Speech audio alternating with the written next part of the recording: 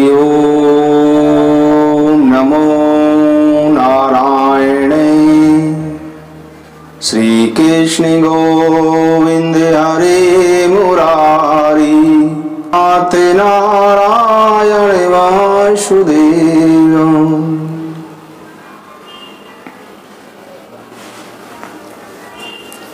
भरत चरित्र। भरत एक ऐसे राजा थे जो निरंतर योग युक्त होकर भगवान वासुदेव में चित्त लगाए रहते थे। श्री हरि के चिंतन में दिन रात लगे रहते थे। प्रभु का भजन करते थे। प्रभु का भजन करते करते भी फिर भी भरत जी का मुक्ति नहीं मिली। भरत जी को अगला जन्म ब्राह्मण के रूप में लेना पड़ा। इसका मुख्य कारण क्या था? गुणवानों में श्रेष्ठ भरत जी ने अहिंसा आदि संपूर्ण गुण और मन के संयम में परम लाभ प्राप्त किया। राजा भरत निरंतर केवल भगवान नामों का ही उच्चारण किया करते थे। वे स्वप्न में भी इस पद के अतिरिक्त और कुछ भी नहीं कहते थे और न कभी इसके अर्थ के अतिरिक्त और कुछ चिंतन ही करते थे। राजा भरत निसंग योग युक्त और तपस्वी राजा भगवान की पूजा के लिए केवल समृद्ध पुष्प और कुशा का ही संचय करते थे। इसके अतिरिक्त वे कोई भी कर्म नहीं करते थे। एक दिन वे स्नान के लिए नदी पर गए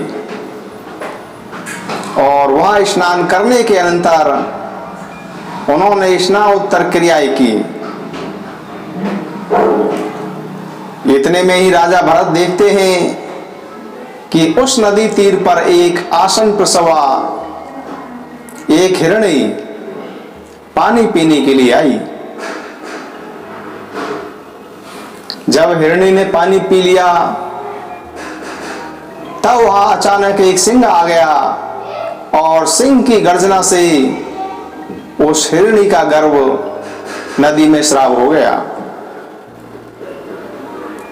उस हिरणी के गर्भ के नदी में गिरने से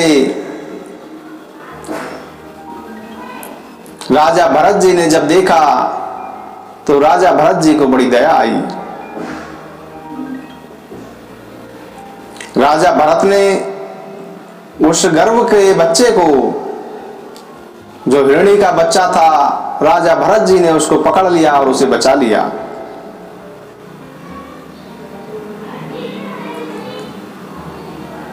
राजा भरत जी उस बच्चे को नित्य प्रतिपालन पोषण करने लगे और उसका पालन पोषण करते हुए राजा भरत को उस मृग के बच्चे से मोह हो गया। प्रातः काल वह जब भी दूर चला जाता था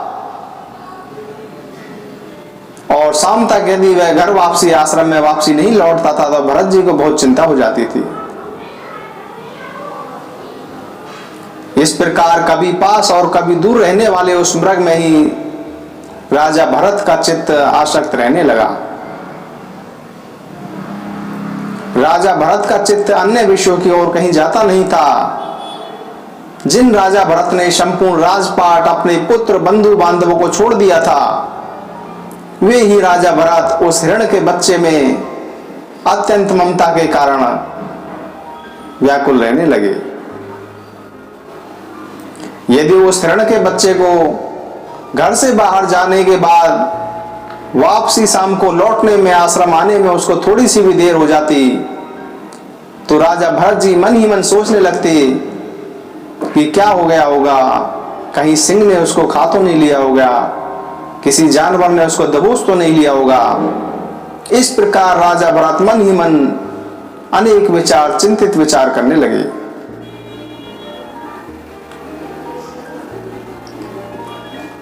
जब राजा भरत इस प्रकार मोह में आसक्त हो गए, इस प्रकार उसी में आसक्त चित्त रहने से राज्य, भोग, समृद्धि और स्वजनों को त्याग देने वाले राजा भरत की समाधि भंग हो गई। राजा भरत जी का पूजा पाठ में, भगवान नाम में मन लगना धीरे धीरे कम होने लगा। राजा का चित्त उस मृग के चंचल होने पर चंचल हो जाता था और दूर चले जाने पर व्याकुल हो जाता था। राजा भरत ने उस मृग के बालक को पुत्र के समान नैनों से देखते हुए पिता के समान अपने प्राणों का त्याग किया। राजा भरत जी ने जब अपने प्राण त्यागे तो प्राण त्यागते समय राजा भरत का मोह, राजा भरत की ममता उस मृग के बच्चे में फंसी हुई थी। जैसे एक पिता की ममता पुत्रों में फंसी रहती है, उसी तरह से उस मृग के बच्चे में राजा भरत जी के प्राण थे। राजा भी प्राण छोड़ते समय स्नेहवश उस मृग को ही देखता रहा तथा उसी में तन्मय रहने से उसने और कुछ भी चिंतन नहीं किया। उसके पश्चात उस मरते समय की भावना के कारण जब राजा भरत जी को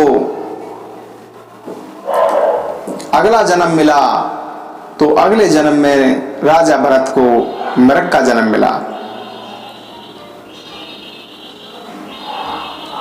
अपने पूर्व जन्म का स्मरण रहने के कारण वह संसार से उपरत हो गया और जो राजा भरत जी को अगला जन्म मृग के रूप में हुआ था, उनको पूर्व जन्म की सारी बातें याद थी। किस प्रकार से उन्होंने एक मृग के बच्चे में मोह के कारण अपनी तपस्या, अपनी पूजा सब छोड़ दी थी, ऐसा उनको याद था। इसीलिए उस मृग के रूप में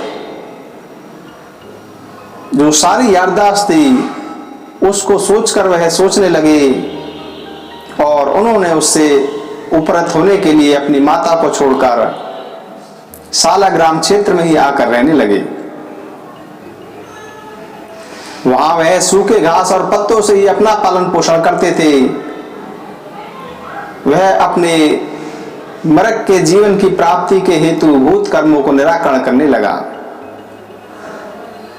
उसके पश्चात उस शरीर को छोड़कर उसने सदाचार संपन्न योगियों के पवित्र कुल में एक ब्राह्मण के घर में जन्म लिया। उस देह में भी उसे पूर्व जन्म का स्मरण बना रहा। जब राजा भरत जी ने दूसरा जन्म ब्राह्मण के घर में लिया तब भी राजा भरत जी को पूर्व जन्म का पूरा स्मरण था।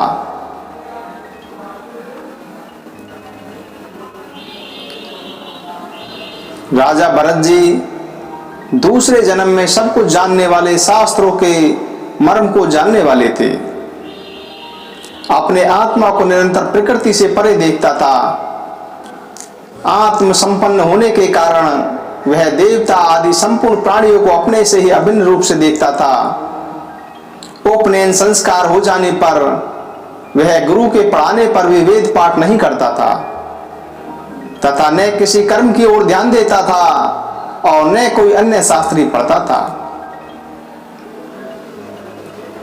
जब राजा भरत जी को उस ब्राह्मण के घर में जब जन्म लिया था तब राजा भरत जी से जब कोई उनसे बहुत पूछताछ करता तो वह जड़ के समान खड़े रहते, कुछ भी उत्तर नहीं देते थे, कुछ नहीं बोलते थे। राजा भरत जी का रहना इस तरह से था कि निरंतर मैले कुचले कपड़े पहनना, बिना नहाए रहना, वस्त्र नहीं बदलना। वह ब्राह्मण सदा अपने नगरवासियों से अपमानित होता रहता था। कहते हैं कि योग ऋषि के लिए सबसे अधिक हानिकारक सम्मान ही है। इसीलिए राजा भरत जी इस प्रकार का व्यवहार करते थे जिससे इनको कोई सम्मान ना दे। जो योगी अन्य मनुष्यों से अपमानित होता है वह शीघ्र ही सिद्धि लाभ कर लेता है। अतः योगी को सन्मार्ग को दूषित न करते हुए ऐसा आचरण करना चाहिए जिससे लोग उनका सम्मान न करें।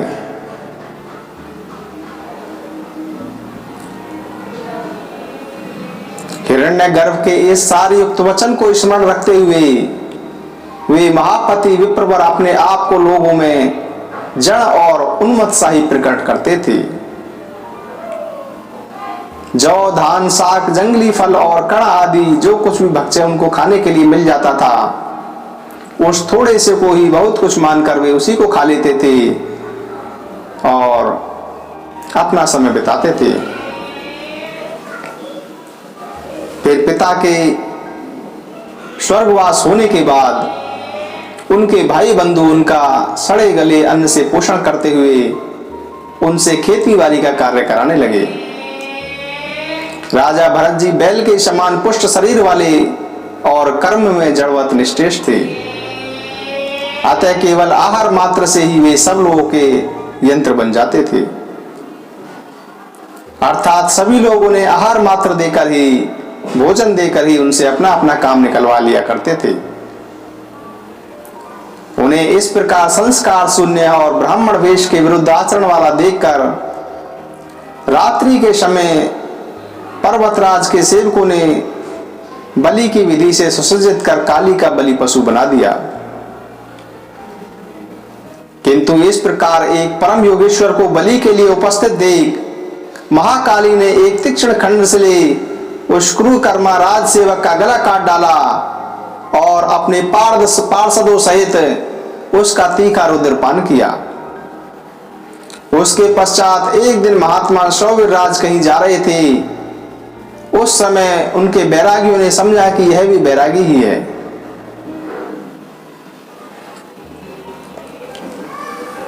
जब वह सेवक राजा की पालकी लेकर जा रहे थे, तब राजा भरत जी को देखकर उन सेवकों ने समझा कि इनसे सेवा ली जाए। तब राज सेवकों ने कहने पर भरत मुनि भी उस राजा की पालकी में लग गए और अन्य सेवकों की तरह बीच बीच में लगकर वहन करने लगे। इस प्रकार सेवक पकड़े जाकर अपने पूर्व जन्म का स्मरण रखने वाले संपूर्ण विज्ञान के एकमात्र पात्र वे विप्रवर अपने पाप में प्रारब्ध का क्षय करने के लिए उस पालकी को उठाकर चलने लगे। वे बुद्धिमानों में श्रेष्ठ द्विजवर तो 4 हाथ भूमि देखते हुए मंद गति से चलते थे, किंतु उनके अन्य साथी जल्दी जल्दी चल रहे थे। इस प्रकार पालकी जब इधर उधर होती थी तो उस पालकी के इधर उधर होने से राजा ने कहा कि अरे सेवको, क्या करते हो, सही तरीके से क्यों नहीं चलते हो। तब राजा के सेवकों ने कहा कि महाराज, हम तो सही चल रहे हैं, ये नया सेवक है, ये सही नहीं चल रहा है। और सेवकों ने राजा को, भरत जी को दिखाया कि यह सही नहीं चल रहा है, यह हमसे धीरे धीरे चलता है, हमारे साथ नहीं चल रहा है। राजा ने कहा कि अरे तूने तो अभी मेरी पालकी को थोड़ी ही देर दूर तक लिया है, क्या इतने में ही तू थक गया? तू वैसे तो देखने में मोटा मुस्टंडा दिखाई देता है, फिर क्या तुझसे इतना सा भी भार नहीं सहा जाता? ब्राह्मण बोले कि राजन, मैं ना मोटा हूं और न मैंने आपकी पालकी उठा रखी है, मैं थका भी नहीं हूं और न मुझे श्रम रह सहने की आवश्यकता है। इस पर राजा बोले कि अरे तू तो प्रत्यक्ष ही मोटा दिखाई दे रहा है और इस समय भी पालकी तेरे कंधे पर रखी है और बोझा ढोने से देहधारियों को तो श्रम होता ही है। इस पर राजा भरत जी जो ब्राह्मण थे वो बोले कि हे राजन, तुम्हें प्रत्यक्ष क्या दिखाई दे रहा है, मुझे पहले यही बताओ। उसके बलवान अथवा अबलवान आदि विशेषताओं की बात तो पीछे करना। तूने मेरी पालकी का वहन किया है, इस समय भी वह तेरे ही कंधे पर रखी हुई है, तुम्हारा ऐसा कहना सर्वथा मिथ्या है। अच्छा मेरी बात सुनो, देखो पृथ्वी पर तो मेरे पैर रखे हैं, पैरों के ऊपर जंघाएं हैं और जंघाओं के ऊपर दोनों उरु और उरुओं के ऊपर उदर है। उदर के ऊपर वक्षस्थल है, बाहु और कंधों की स्थिति है तथा कंधों के ऊपर यह पालकी रखी हुई है। इसमें मेरे ऊपर कैसे बोझा रहा? इस पालकी में जिसे तुम्हारा कहा जाता है वह शरीर रखा हुआ है। वास्तव में तो तुम वहां पालकी हो और मैं यहां पृथ्वी पर हूं।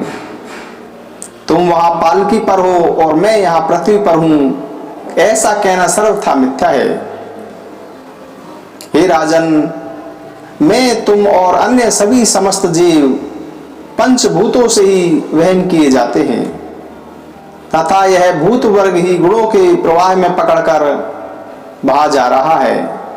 हे पृथ्वी पते, ये सत्व आदि गुण भी कर्मों के वशीभूत हैं और समस्त जीवों में कर्म अविद्याजन्य ही है, क्योंकि आत्मा तो शुद्ध अक्षर शांत निर्गुण और प्रकृति से परे है तथा समस्त जीवों में वह एक ही ओतप्रोत है, अतः उसके वृद्धि अथा क्षय कभी नहीं होते हैं। हे राजन, जब उसके उपचय वृद्धि होने पर अपचय क्षय हो ही नहीं हो सकते, तो तुमने यह बात किस युक्ति से कही कि तू मोटा है? यदि क्रमशः पृथ्वी पाद जंगा कटी उरु और उदर पर स्थित कंधों पर रखी हुई है पालकी मेरे लिए भार रूप हो सकती है, तो उसी प्रकार तुम्हारे लिए भी तो हो सकती है, क्योंकि ये पृथ्वी आदि जो जैसे तुमसे पृथक है वैसे ही मुझ आत्मा से भी सर्वथा भिन्न है तथा इस युक्ति से तो अन्य समस्त जीवों ने भी केवल पालकी ही नहीं बल्कि संपूर्ण पर्वत, वृक्ष, ग्रह और पृथ्वी आदि का भार उठा रखा है। हे राजन, जब प्रकृति जन्य कारणों से पुरुष सर्वथा भिन्न है तो उसका परिश्रम भी मुझको कैसे हो सकता है? जिस द्रव्य से यह पालकी बनी हुई है उसी से यह आपका, मेरा अथवा सबका शरीर भी बना हुआ है, जिसमें कि ममत्व का आरोप किया हुआ है। श्री पराशर जी बोले कि ऐसा कहने पर वे द्विजवर शिव का पालिका को धारण किए हुए मौन हो गए और राजा ने भी तुरंत पृथ्वी पर उतरकर भरत जी के चरण पकड़ लिए।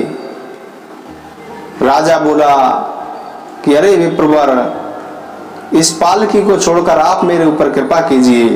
हे प्रभु, कृपया बताइए कि इस जड़ वेश में धारण किए हुए आप कौन हैं? हे प्रभु, आप कौन हैं? किस निमित्त से आप यहाँ आपका आना हुआ है तथा आने का कारण क्या है? यह सब आप मुझसे कहिए। मुझे आपके विषय में सुनने की बड़ी ही उत्कंठा हो रही है।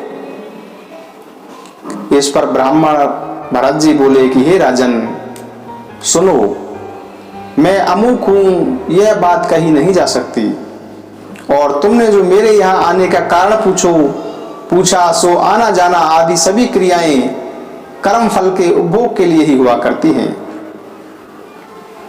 सुख दुख का भोग ही देह आदि की प्राप्ति कराने वाला है तथा धर्माधर्म जन्य सुख दुखों को भोगने के लिए ही जीव देह आदि धारण करता है। समस्त जीवों की संपूर्ण अवस्थाओं के कारण ये धर्म और अधर्म ही है। फिर विशेष रूप से मेरे आगमन का कारण तुम क्यों पूछते हो? राजा बोला, अवश्य ही समस्त कार्यों में धर्म और अधर्म ही कारण है और कर्म फल के उपभोग के लिए ही एक देह से दूसरे देह में जाना होता है, किंतु आपने जो कहा कि मैं कौन हूं यह नहीं बताया जा सकता। इसी बात को सुनने की मुझे इच्छा हो रही है। हे ब्रह्मांड, जो है अर्थात जो आत्मा कर्ता भोक्ता रूप से प्रतीत होता है, सदा सत्ता रूप से वर्तमान है, वही मैं हूं। ऐसा क्यों नहीं कहा जा सकता? हे द्विज, यह अहम शब्द तो आत्मा में किसी प्रकार के दोष का कारण नहीं होता। इस पर ब्राह्मण भरत जी बोले कि हे राजन, तुमने जो कहा कि अहम शब्द से आत्मा का कोई दोष नहीं आता, सो ठीक ही है, किंतु अनात्मा में ही आत्म तत्व का ज्ञान कराने वाला भ्रांति मूलक अहम शब्द ही दोष का कारण है। अहम शब्द का उदाहरण जिह्वा, दंत, होठ और तालु से ही होता है, किंतु ये सब उस शब्द के उदाहरण के कारण है। अहम मैं नहीं, तो क्या जिह्वा आदि कारणों के द्वारा यह वाणी ही स्वयं अपने को अहम कहती है? नहीं। अतः ऐसी स्थिति में तू मोटा है ऐसा कहना भी उचित नहीं है। सिर तथा कर, चरण आदि रूप यह शरीर भी आत्मा से पृथक ही है। अतः हे राजन, इस अहम शब्द का मैं कहाँ प्रयोग करूं?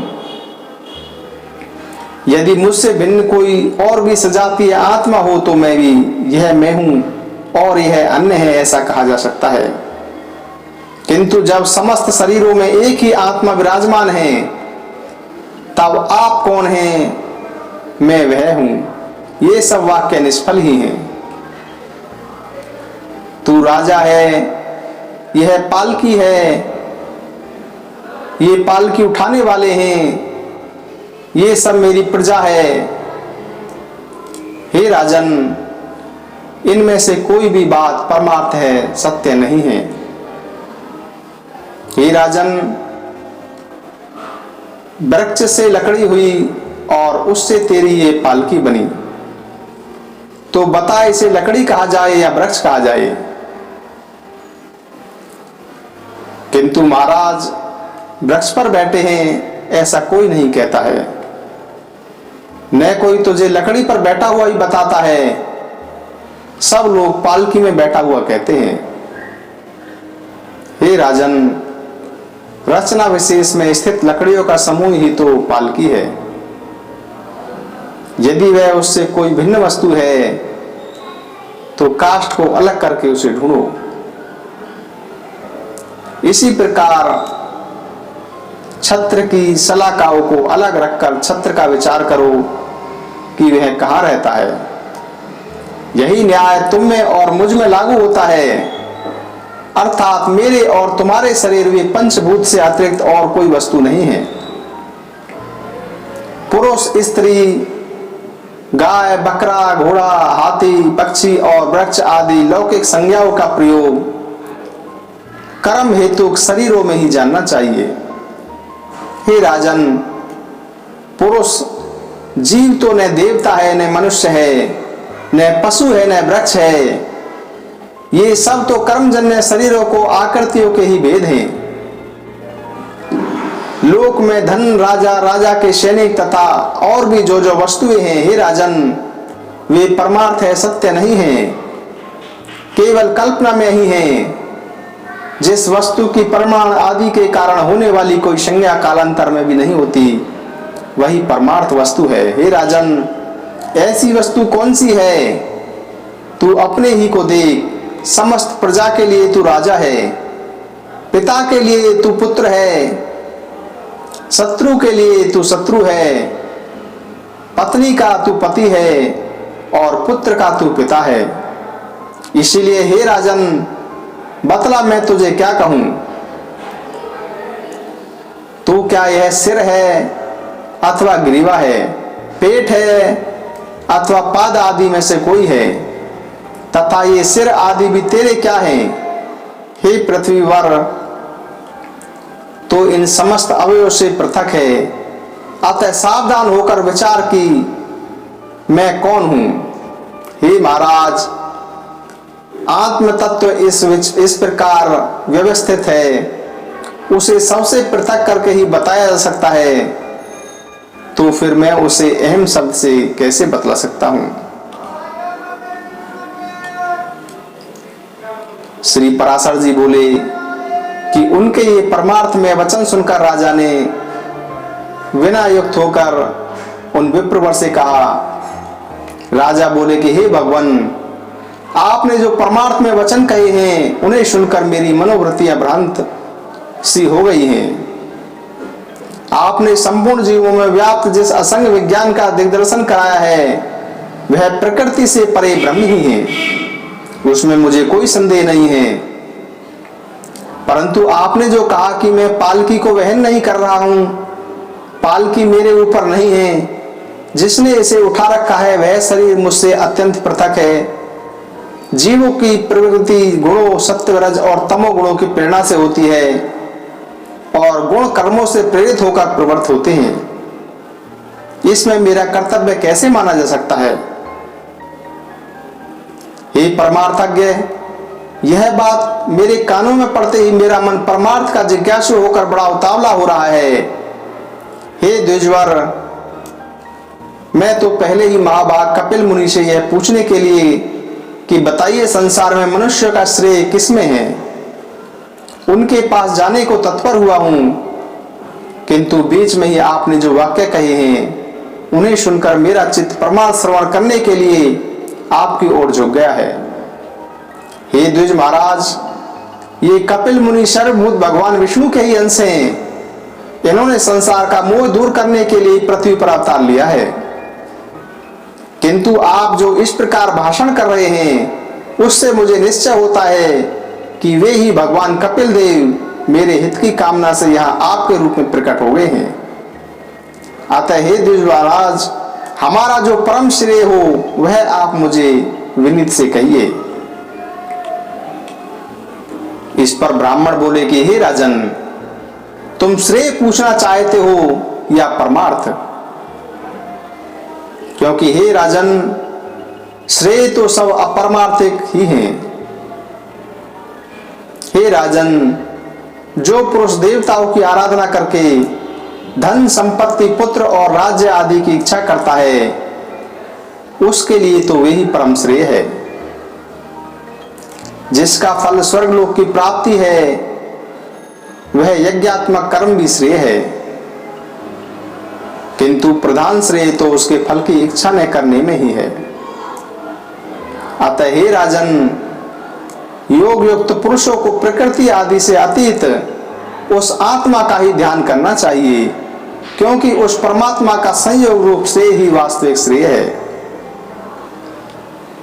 इस प्रकार श्रेय तो सैकड़ों हजारों प्रकार के अनेकों हैं, किंतु ये सब परमार्थ नहीं है। अतः जो परमार्थ है वह सुनो। यदि धन ही परमार्थ है तो धर्म के लिए उसका त्याग क्यों किया जाता है, तथा इच्छित भोगों की प्राप्ति के लिए उसका व्यय क्यों किया जाता है? अतः वह परमार्थ नहीं है। यदि पुत्र को परमार्थ कहा जाए तो वह तो अन्य अपने पिता का ही परामर्थ भूत है, तथा उसका पिता भी दूसरे का पुत्र होने के कारण उस अपने पिता का परमार्थ होगा। अतः इस चराचर जगत में पिता का कार्य रूप पुत्र भी परमार्थ नहीं है, क्योंकि फिर तो सभी कारणों के कार्य परमार्थ हो जाएंगे। यदि संसार में राज्य आदि की प्राप्ति को परमार्थ कहा जाए तो ये कभी रहते हैं और कभी नहीं रहते हैं। अतः परमार्थ भी आने जाने वाला हो जाएगा, इसीलिए राज्य आदि भी परमार्थ नहीं हो सकते। यदि यज्ञ को परमार्थ मानते हो तो उसके विषय में मेरा ऐसा विचार है, हे राजन, जो वस्तु कारण रूपा मृत्तिका का कार्य होती है वह कारण की अनुगामिनी होने से मृत्तिका रूप ही जानी जाती है। अतः जो क्रिया समेद घृत और कुशा आदि नाशवान द्रव्यों से संपन्न होती है वह भी नाशवान ही होगी, किंतु परमार्थ को तो प्राज्ञ पुरुष अविनाशी बतलाते हैं और नाशवान द्रव्यों से निष्पन्न होने के कारण कर्म अथवा उनसे निष्फल होने वाले स्वर्ग आदि नाशवान ही हैं, इसमें संदेह नहीं। यदि फल आशा से रहित निष्काम कर्म को परमार्थ मानते हो तो वह तो मुक्ति रूप फल का साधन होने से साधन ही है, वह भी परमार्थ नहीं है। यदि देह आदि से आत्मा का पृथक विचार करके उसके ध्यान करने को परमार्थ कहा जाए तो वह तो अनात्मा से आत्मा का भेद करने वाला है और परमार्थ में भेद है नहीं, अतः वह भी परमार्थ नहीं हो सकता। यदि परमात्मा और जीवात्मा के संयोग को परमार्थ कहें तो ऐसा कहना भी सर्वथा मिथ्या है, क्योंकि अन्य द्रव्य से अन्य द्रव्य की एकता कहीं कभी नहीं हो सकती। अतः हे राजन, निसंदेह ये सब श्रेय ही हैं, ये सब परमार्थ नहीं है। अब जो परमार्थ है वह मैं संक्षेप में सुनाता हूं, उसे सुनो। आत्मा एक व्यापक समशुद्ध निर्गुण और प्रकृति से परे है।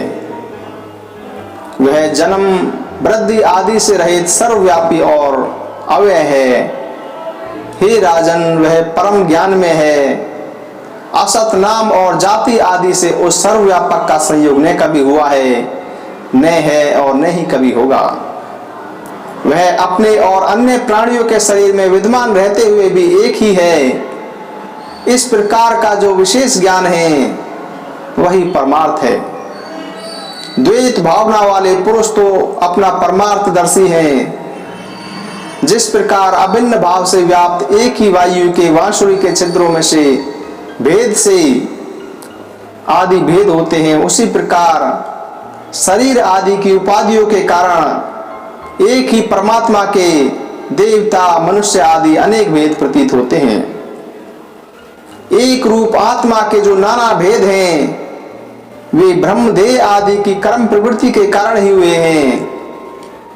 देव आदि शरीरों के भेद का निराकरण हो जाने पर वह नहीं रहता है। उसकी स्थिति तो अविद्या के आवरण तक ही है।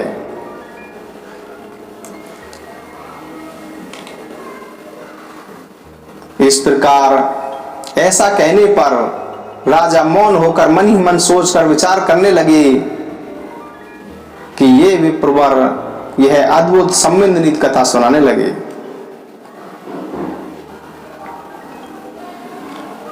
इस प्रकार राजा ने राजा भरत जी के चरणों में प्रणाम किया और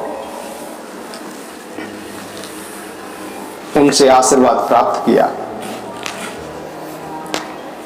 यह था राजा भरत जी का चरित्र,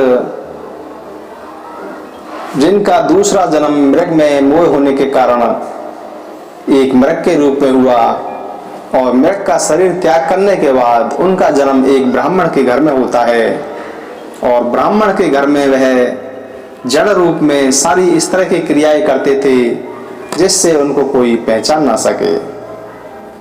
तो ये हमने आज श्रवण किया राजा भरत का चरित्र। श्री कृष्ण गोविंद हरे मुरारी, हे नाथ नारायण वासुदेव, पितु माते स्वामी सखा मारे, हे नाथ नारायण वासुदेव। श्री कृष्ण गोविंद हरे मुरारी, हे नाथ नारायण वासुदेव। जय श्री राम, जय श्री राम।